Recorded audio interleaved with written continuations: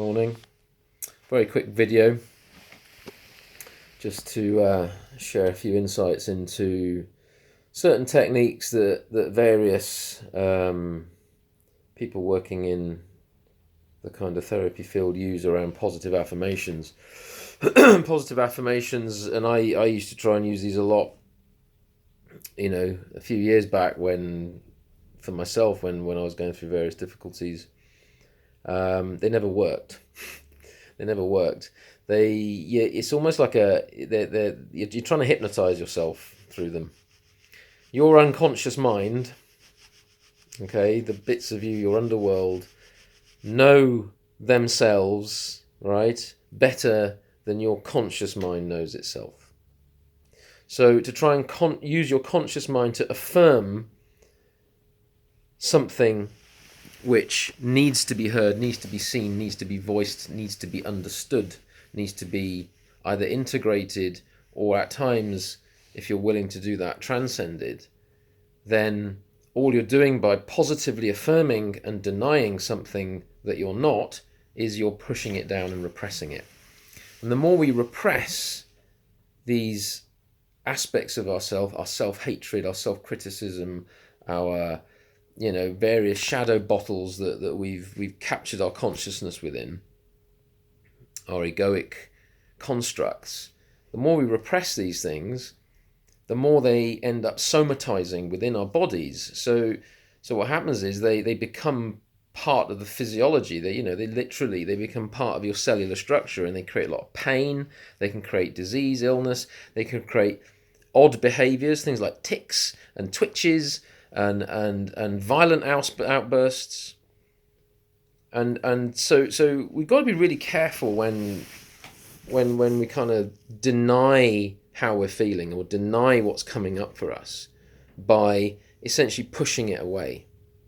Yeah, the ego likes to. If you're coming at the positive affirmation, so say for example, you're suffering with some self-worth issues, and someone might say, "Oh, just keep repeating, I love myself," or "Every day I'm getting better and better." I think that was a common one used in the 1960s. I don't know, whatever. But if you keep using these as a mantra, you're not actually getting to the root cause of the self-worth issue in the first place, because you're not coming at it from the correct perspective. You're coming at it from the position of the ego. So you're trying to use your ego to fix your ego. The ego can't love itself. It's impossible for the ego to love itself. It's not designed to do that. It's not designed to love unconditionally. It's a construct. Who you think you are is a construct that's been designed to fit into a system, a societal framework. And if you're trying to use the system to convince yourself that you love yourself, then that's never going to work.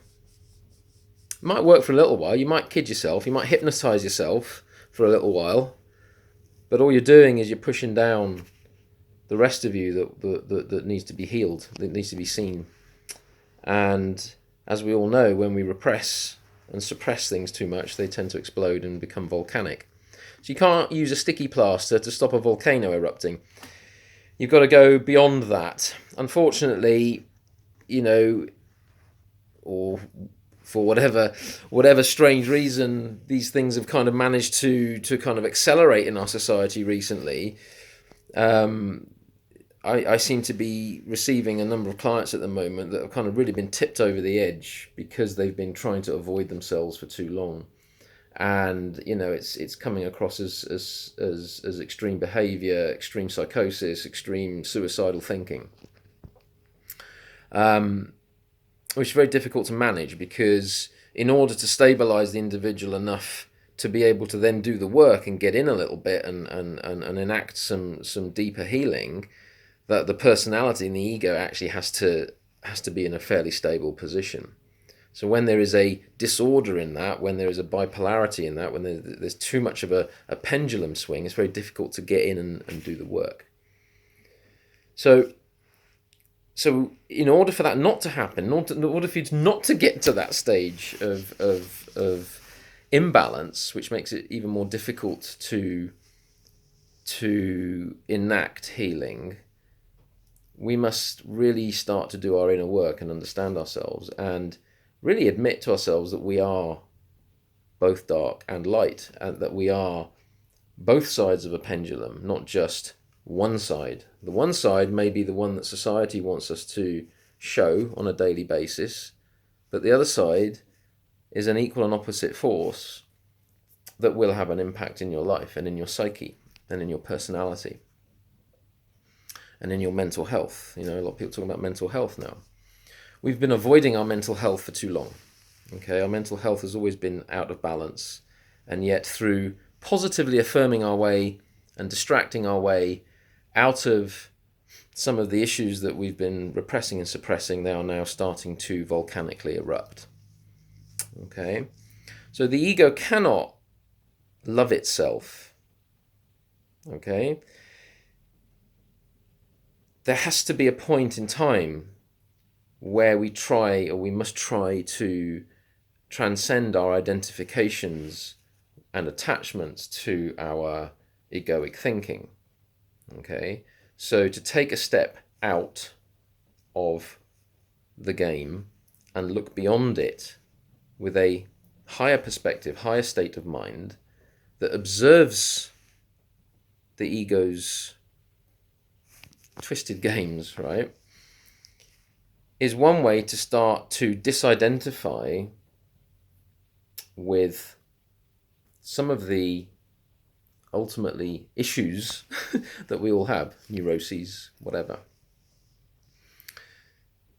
because they're not coming from truth. They're coming from a construct, a system, a mechanistic system. And the problem you've got at times, particularly as a therapist or a healer, is the system always wants to fight back.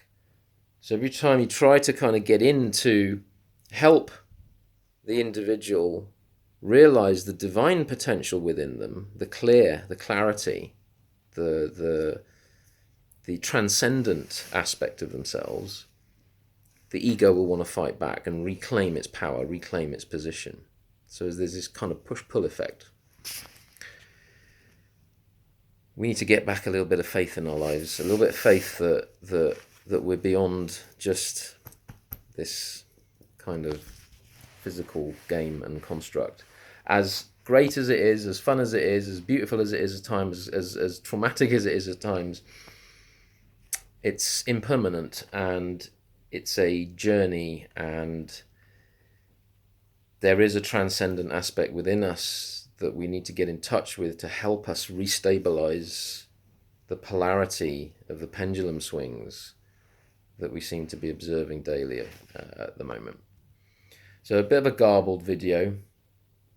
I might go a little bit more into it when I get my thoughts together, but I thought as this stuff was popping up into my mind, I thought I'd get it out on a video and share it, and understand that everything has a role to play. But if you're hypnotizing yourself, you're denying part of yourself. Yeah?